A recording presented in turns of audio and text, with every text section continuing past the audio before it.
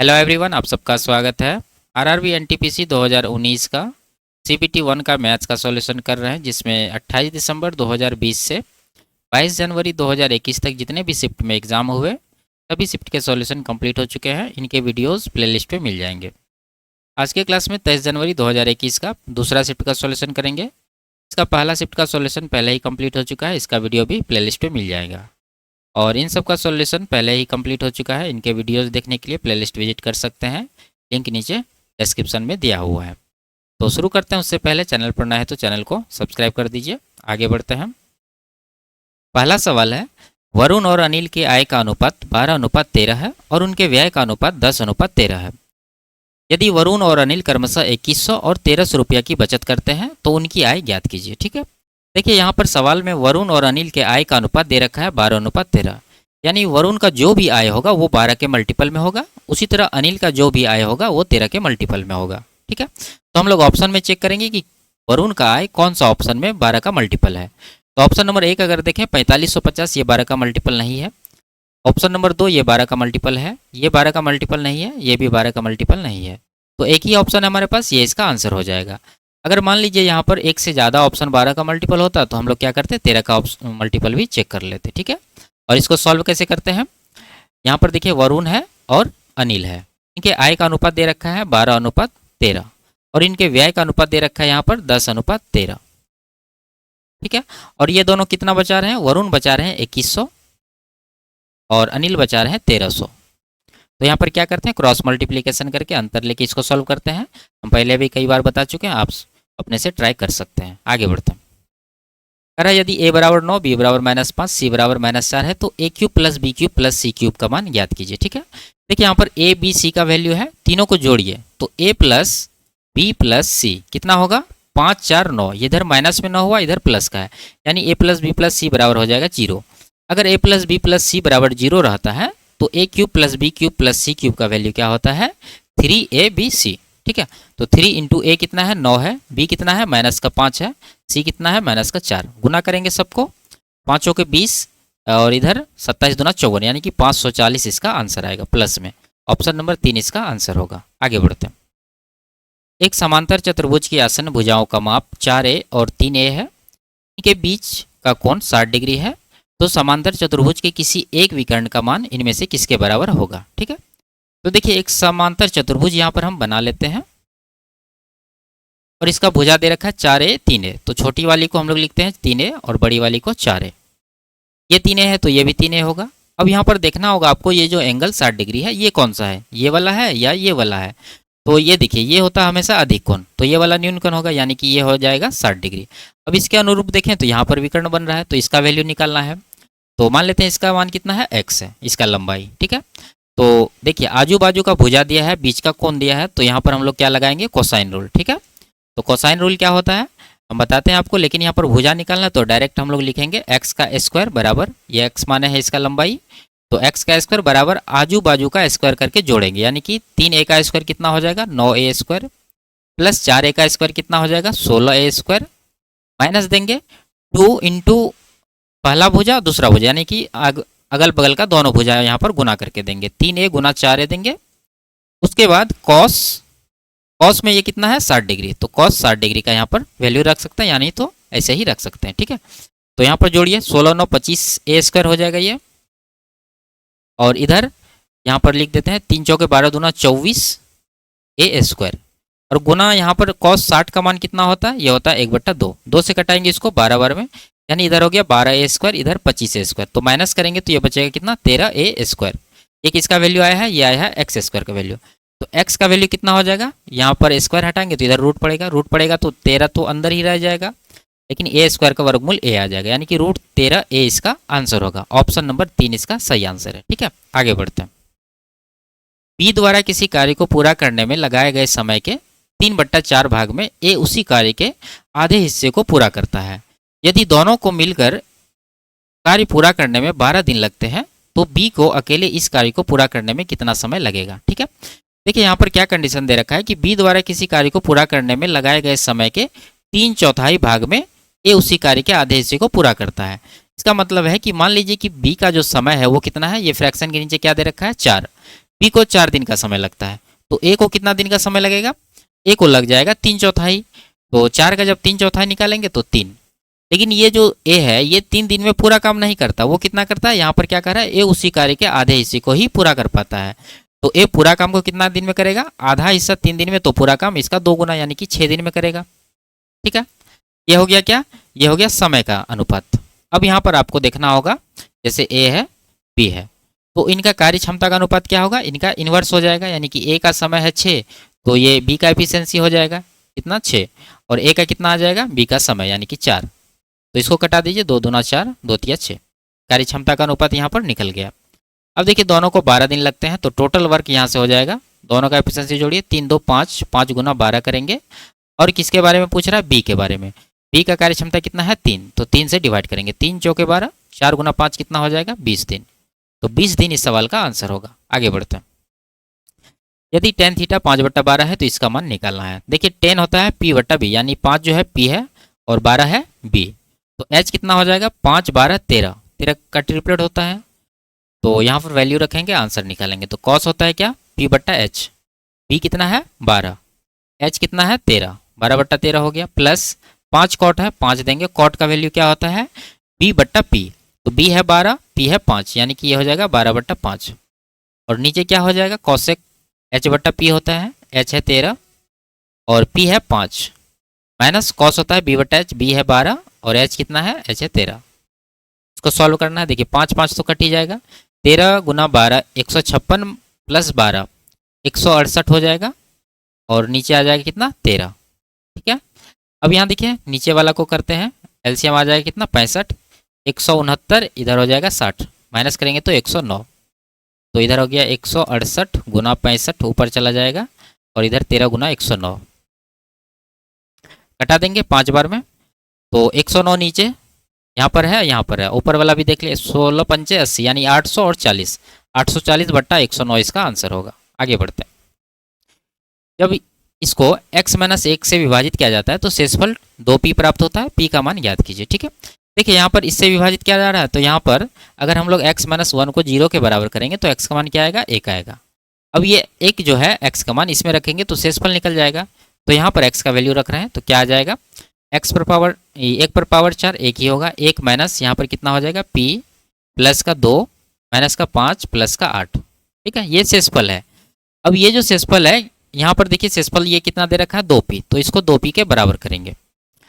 अब यहाँ जोड़िए सबको, 8 8 2 10, 10 1 11 प्लस 11 हो गया, उसमें 5 माइनस करेंगे तो कितना बचेगा? 6। ठीक है, 11 माइनस 5 6। अब यहाँ पर माइनस का p है, इसको इस तरफ भेजेंगे तो कितना हो जाएगा? 2 1 3p। यहाँ से कटाएंगे 2 बार में, तो p का वैल्यू कितना आएगा? 2। ठीक है, लेकिन यहाँ पर आंसर कितना लिया हुआ है? 6, तो ये गलत आंसर है। इसका जो आंसर होगा 2 ही होगा। आप इसको क्रॉस वेरिफिकेशन कर सकते हैं। ठीक है, आगे बढ़ते हैं। ए बी के मुकाबले केवल 40% कुशल है, यानी कहने का मतलब है यहाँ पर ए जो है बी से 40% अधिक कुशल है। ठीक है, सी की कुशलता ए और बी की कुल कुशलता का 50% है। यदि सी अकेले उसी कार्य को 30 दिन में पूरा करता है तो ए बी सी एक साथ मिलकर उस कार्य को कितने दिन में पूरा करेंगे? ठीक है, देखिए 3 लोग हैं, ए बी सी।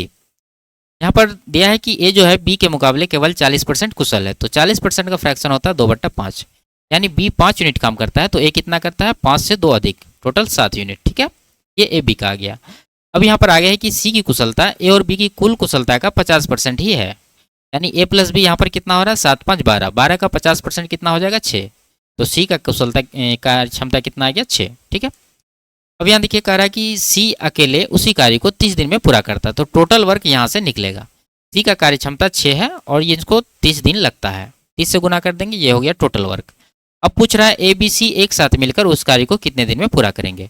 तो ए बी सी का टोटल कार्य क्षमता यहाँ पर है 7 5 12 6 18, 18 से इसको डिवाइड कर दीजिए, 6 से कटाएंगे 3 बार में, 3 से कटाएंगे 10 बार में, तो 10 दिन इसका आंसर होगा, ऑप्शन नंबर डी। ठीक है, आगे बढ़ते हैं।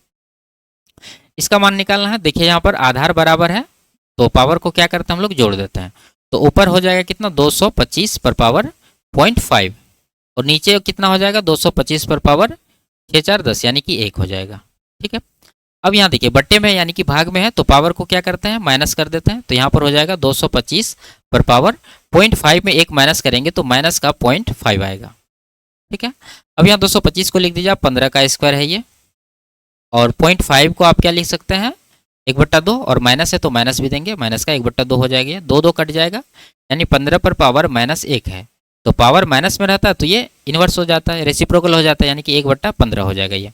तो 1/15 इसका आंसर होगा, ऑप्शन नंबर 3। आगे बढ़ते हैं।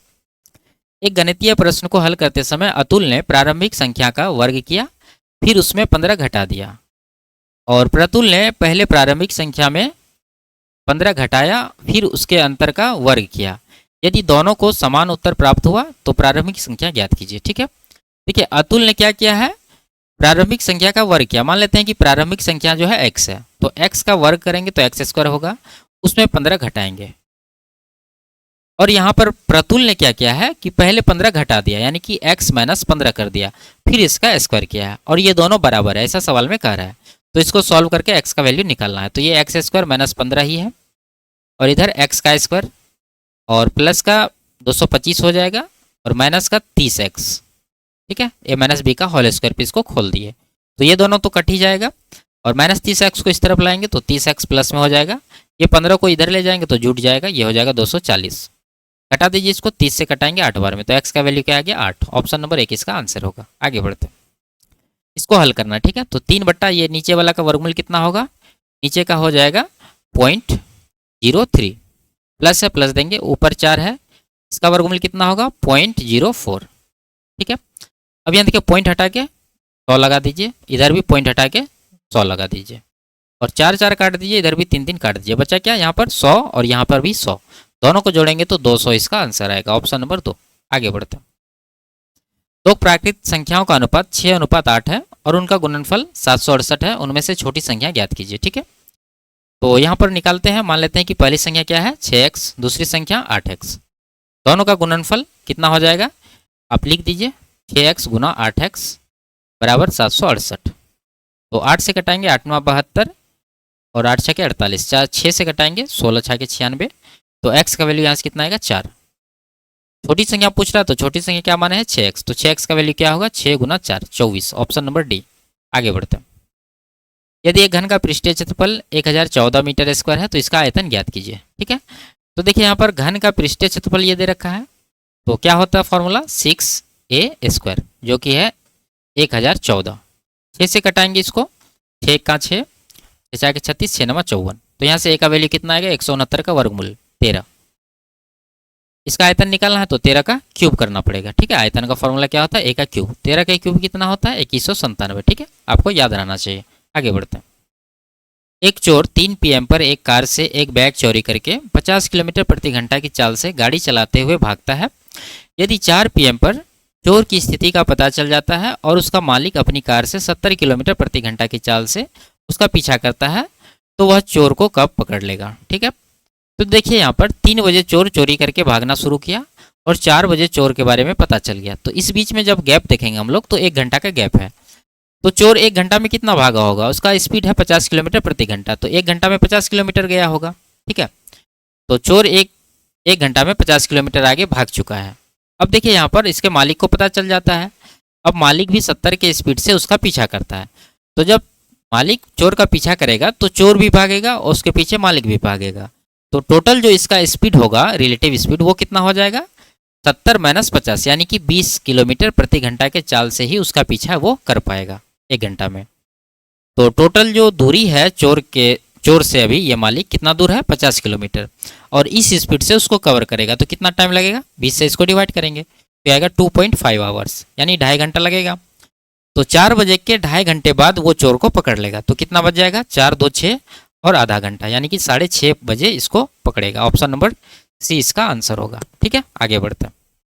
ये समीकरण है, इसके मूल एक दूसरे के व्युत्क्रम है, तो ए का मान ज्ञात कीजिए। ठीक है, तो मान लेते हैं इसका जो मूल है वो क्या है अल्फा और बीटा है, तो अल्फा बराबर क्या हो जाएगा 1/बीटा, व्युत्क्रम है एक दूसरे का, तो लिख दिया यहाँ पर। अब बीटा को जब इस तरफ लाएंगे तो अल्फा इंटू बीटा बराबर कितना हो जाएगा 1।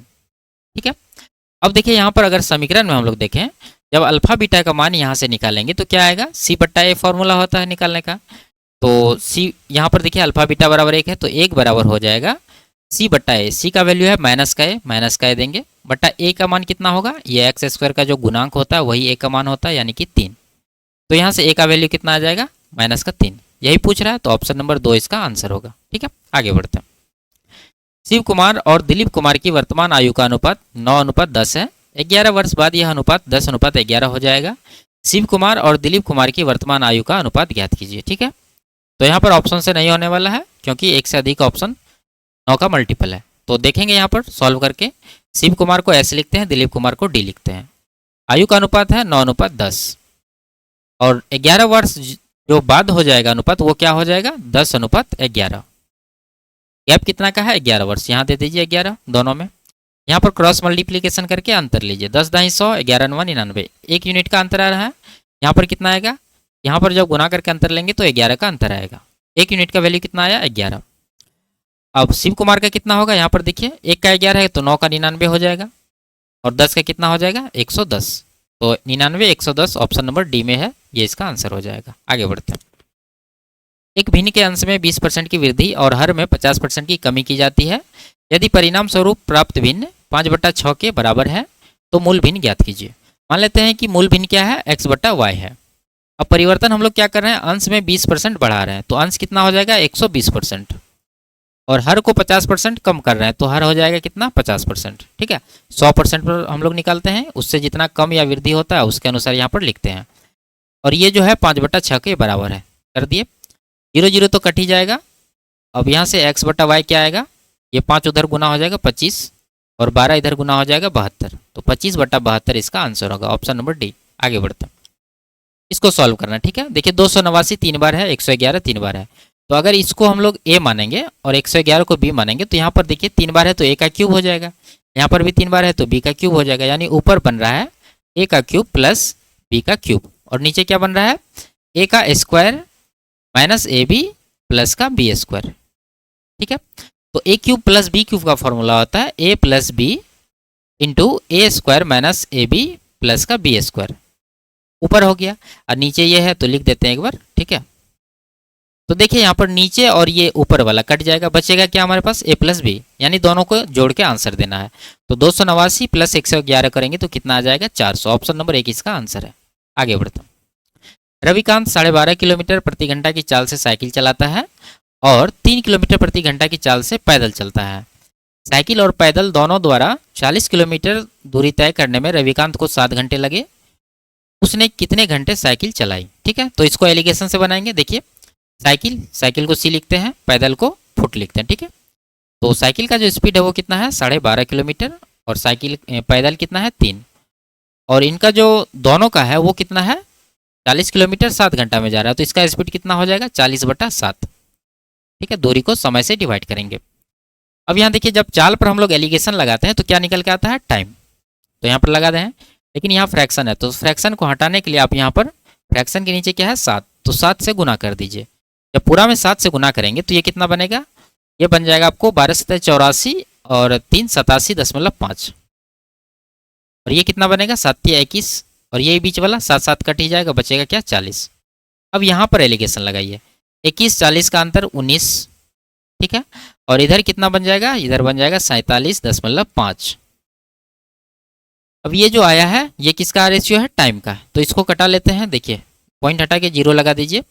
19 से कटाएंगे 10 बार में, 19 से 19 दूना 38, 19 × 5 = 95, फिर से कटेगा 5 दूना 10, 5 × 5 = 25, यानी 2:5 इसका समय का अनुपात आया है।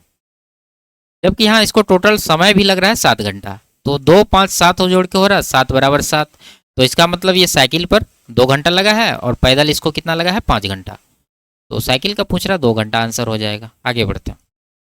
देखिए इसका मान निकालना है तो वैल्यू रख देंगे। देखिए 2 × sin 30 होता है 1/2 प्लस 5 cos 60 होता है 1/2 प्लस 3 और sin 180 होता है 0। ठीक है, अब यहाँ पर 2 2 कट ही जाएगा, ये तो 0 ही हो गया। इधर हो गया 5/2 प्लस 1 कितना हो जाएगा 2 1 2 5 7/2, 7/2 ऑप्शन नंबर सी इसका आंसर होगा। आगे बढ़ते हैं। ए प्रतिदिन 5 घंटे कार्य करके एक कार्य को 8 दिन में पूरा कर सकता है।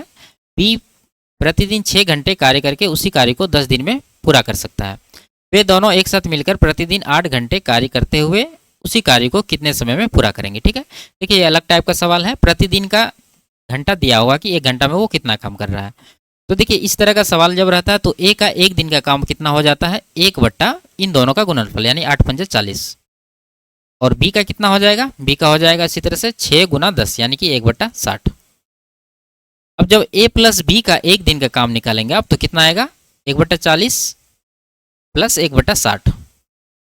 तो जोड़िए दोनों को, 120 एलसीएम आएगा, इधर हो जाएगा 3, इधर हो जाएगा 2 यानी कि 5/120। कटाएंगे इसको, 5 का 5, 5 से इधर 24। तो 1/24 का मतलब हुआ कि ए और बी मिलकर पूरा काम को 24 दिन में कर रहा है। लेकिन यहाँ 8 घंटे भी तो कार्य कर रहे हैं। तो जिस तरह से यहाँ पर हम लोग पहले गुना करके इफिशियंसी में डाले हैं, उसी तरह से यहाँ पर भी टोटल वर्क में ये जो आया है एक दिन का काम दोनों का, उसको भी 8 से गुना करेंगे। तो जब गुना करेंगे तो 3 बार में कट जाएगा। तो कुल मिला के आ गया 1/3। यानी कहने का मतलब है ए और बी जब 8 घंटे प्रतिदिन काम करेंगे तो टोटल काम कितने दिन में समाप्त हो जाएंगे, 3 दिन में। तो ऑप्शन नंबर 2 इसका आंसर हो जाएगा। आगे बढ़ता हूं। दो समरूप त्रिभुजों के क्षेत्रफल क्रमशः 16 मीटर स्क्वायर 36 मीटर स्क्वायर है, तो उनकी संगत भुजाओं का अनुपात ज्ञात कीजिए। ठीक है, तो भुजाओं का अनुपात क्या होगा, क्षेत्रफल का जो अनुपात है उसके वर्गमूल के अनुपात में। तो 16 का वर्गमूल 4 और इधर 36 का वर्गमूल 6, तो 4:6, ऑप्शन नंबर 1। आगे बढ़ते हैं। एक छात्र अपने गणित, सांख्यिकी और अर्थशास्त्र की परीक्षाओं के प्राप्तांकों को एक पाई चार्ट में निरूपित करता है। गणित में प्राप्तांकों के लिए केंद्रीय कोण 180 डिग्री है। उसे सांख्यिकी में 80 और अर्थशास्त्र में 70 अंक प्राप्त हुए। गणित विषय में उसे कितने अंक प्राप्त हुए। ठीक है, देखिए ये जो पाई चार्ट है गोल होता है, तो इसका जो केंद्रीय कोण होगा वो कितना का होगा, 360 डिग्री का। उसमें 180 डिग्री किसके लिए है, गणित के लिए। तो बाकी 180 डिग्री किसके लिए होगा, ये दोनों के लिए है, सांख्यिकी और अर्थशास्त्र के लिए। यानी 180 डिग्री का वैल्यू यहाँ से कितना मार्क्स है, 80 और 70, 150। तो गणित का भी 180 डिग्री है, तो गणित का भी कितना हो जाएगा, 150 ही हो जाएगा। तो ऑप्शन नंबर 1 इसका आंसर हो जाएगा। आगे बढ़ते हैं। इसका मान निकालना, तो 7 से कटा दीजिए 2, इधर कितना होगा, माइनस करेंगे तो 6, 6 3 9, 9 8 17, 17 दूना 34, इधर 5 में से 3 2 घटाएंगे तो 3, 34 माइनस 3 31 इसका आंसर होगा। आगे बढ़ते हैं। पहली n प्राकृतिक संख्याओं का योग ज्ञात कीजिए। तो फॉर्मूला ही n इंटू एन प्लस 1/2 होता है, ऑप्शन नंबर 1। आगे बढ़ते हैं। इसका वर्गमूल निकालना। ठीक है, तो यहाँ पर देखिए, यहाँ पर पहला पद और लास्ट नीचे में पहला पद बराबर है, यहाँ भी ऊपर वाला और नीचे वाला बराबर है। तो हम लोग अगर इसको a मानेंगे और इसको b मानेंगे तो ऊपर क्या बनेगा, ऊपर बन जाएगा a पर पावर 4 माइनस b पर पावर 4, और नीचे क्या बनेगा, a का स्क्वायर माइनस b का स्क्वायर। ठीक है, तो ऊपर वाला को तोड़ेंगे, a पर पावर 4 माइनस b पर पावर 4 को इस तरह से, a square plus b square into A square minus B square. ठीक है, यानी फॉर्मूला यहाँ पर लग गया a plus B into A minus B का, और नीचे वाला को नहीं तोड़ेंगे। ठीक है, माइनस है यहाँ पर। तो देखिए ये माइनस वाला दोनों ऊपर नीचे कट जाएगा, बचेगा क्या, ए स्क्वायर प्लस बी स्क्वायर। तो इसी का वैल्यू निकालना है। तो ए क्या है, 4 या 12 1 13/4, तो 13/4 का स्क्वायर जब करेंगे तो 169/16 हो जाएगा, प्लस बी का स्क्वायर, बी कितना है, 3 चौके 12 1 13/3, तो इसका स्क्वायर करेंगे तो 169/9 आएगा। तो जोड़ना पड़ेगा यहाँ पर, एलसीएम कितना आ जाएगा, 16 9 144। ठीक है, और यहाँ पर 169 आप पहले ही कॉमन ले लीजिए ताकि गुना नहीं करना पड़े। तो यहाँ पर कितना होगा, 16 से डिवाइड करेंगे 9 आएगा, इधर 9 से डिवाइड करेंगे तो 16 आएगा। तो कुल मिला के 169 गुना 16 9 25 और नीचे 144, इसका वर्गमूल लेना है। तो यहाँ पर देखिए 169 का वर्गमूल 13, 25 का वर्गमूल 5 और नीचे 144 का 12, तो 13 5 65/12 कितना होगा, यहाँ पर ऑप्शन नंबर सी में है 12 5 60 5 65/12। ठीक है, आगे बढ़ते हैं। एक आदमी 12,000 में एक वॉशिंग मशीन खरीदता है, वह तुरंत 2,000 का भुगतान करता है और शेष राशि का भुगतान 1 वर्ष बाद करता है, जिस पर उसे 10% वार्षिक दर से साधारण ब्याज का भुगतान करना पड़ता है। वॉशिंग मशीन के लिए उसके द्वारा भुगतान की जाने वाली कुल राशि की गणना करें। ठीक है, देखिए 12,000 कीमत है, इसमें उन्होंने 2,000 दे दिया, तो 2,000 तो दे दिया, अब बचा कितना, 10,000। अब 10,000 में वो क्या करता है कि 10,000 को 1 वर्ष बाद भुगतान करता है, लेकिन उसमें ब्याज लगता है 10% प्रति वर्ष। तो 1 वर्ष बाद दे रहा है तो 1 वर्ष का ब्याज देना पड़ेगा। तो 10,000 का 10% ब्याज हो जाएगा, तो कितना हो जाएगा ब्याज, 1,000। ठीक है, तो ये बाद में चुकाया और ये खरीदने वक्त चुकाया, तो कुल मिला के कितना हो गया, 10 1 11, 11 2 13, तो 13,000 इसका आंसर होगा, ऑप्शन नंबर 2। आगे बढ़ते हैं। यदि ये दे रखा है तो एक्स का मान निकालना है। ठीक है, तो यहाँ पर देखिए पॉइंट हटा के 1,000 लगा दीजिए, 121 काट दीजिए। अब x को इस तरफ लाएंगे तो x बराबर हो जाएगा 12.1/1000। 1000 से इसको डिवाइड करेंगे तो पॉइंट जो है 3 अंक पहले आएगा, क्योंकि यहाँ पर 3 जीरो है। तो 3 अंक जब पहले आएगा तो क्या हो जाएगा 0.0121। ठीक है, 2 अंक पहले से 1 अंक के लिए यहाँ पर 0 दिए हैं, तो कौन सा ऑप्शन है, ऑप्शन नंबर 1। आगे बढ़ते हैं।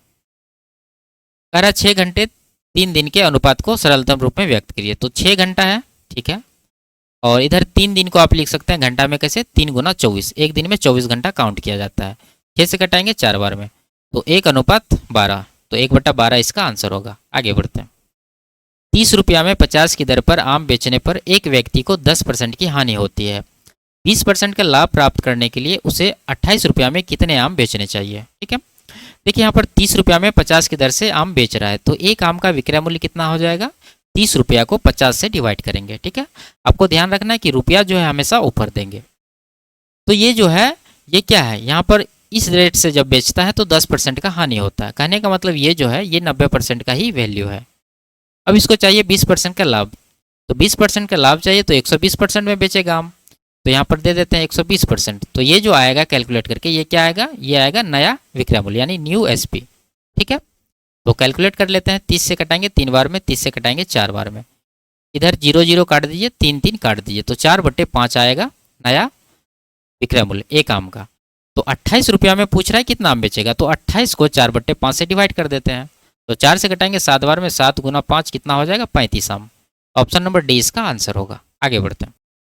इसमें क्या कह रहा है, दी गई अवधि के दौरान कोयले के उत्पादन के आंकड़ों में किस राज्य का परास न्यूनतम रहा। ठीक है, रेंज। तो देखेंगे हम लोग पहला स्टेट है, इसमें मैक्सिमम कहाँ पर है, यहाँ पर, और मिनिमम कहाँ पर है, मिनिमम यहाँ है। तो दोनों का अंतर वही परास होता है, तो अंतर आ जाएगा 4 का।